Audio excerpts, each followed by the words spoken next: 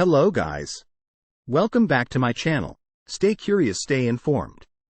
Having studied a brief outline of the developmental strategies of China and Pakistan in the previous videos, let us now compare some of the developmental indicators of India, China and Pakistan in part 4 of the series.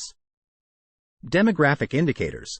If we look at the global population, out of every 6 persons living in this world, one is an Indian and another a Chinese. We shall compare some demographic indicators of India, China and Pakistan. The population of Pakistan is very small and accounts for roughly about 1/10 of China or India. Though China is the largest nation and geographically occupies the largest area among the 3 nations, its density is the lowest.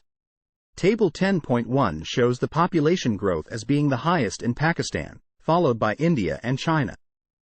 Scholars point out the one-child norm introduced in China in the late 1970s as the major reason for low population growth. They also state that this measure led to a decline in the sex ratio, the proportion of females per 1,000 males. However, from the table, you will notice that the sex ratio is low and biased against females in all 3 countries. Scholars cite son preference prevailing in all these countries as the reason.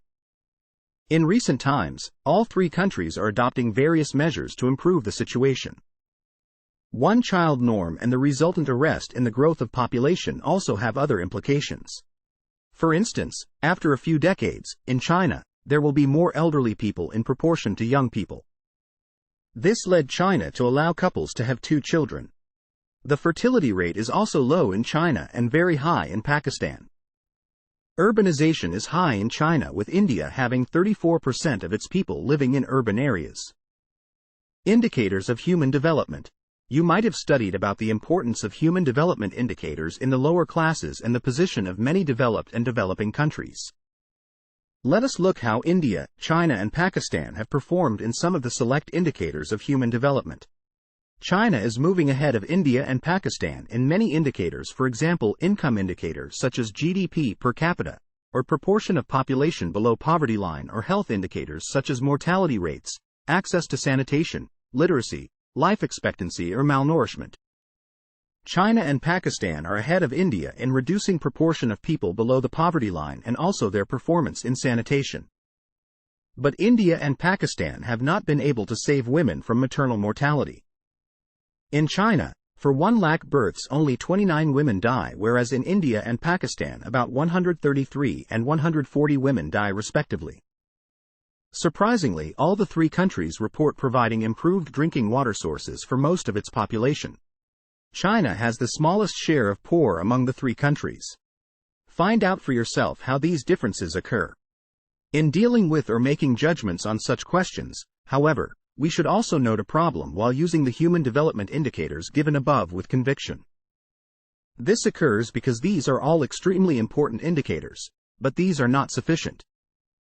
Along with these, we also need what may be called liberty indicators.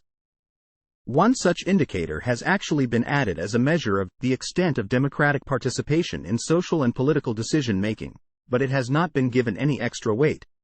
Some obvious liberty indicators, like measures of the extent of constitutional protection given to rights of citizens, or the extent of constitutional protection of the independence of the judiciary and the rule of law, have not even been introduced so far. Without including these, and perhaps some more, and giving them overriding importance in the list, the construction of a human development index may be said to be incomplete and its usefulness limited. Thank you for watching it. If you have found this video helpful, then please like, share and subscribe my channel. Stay blessed.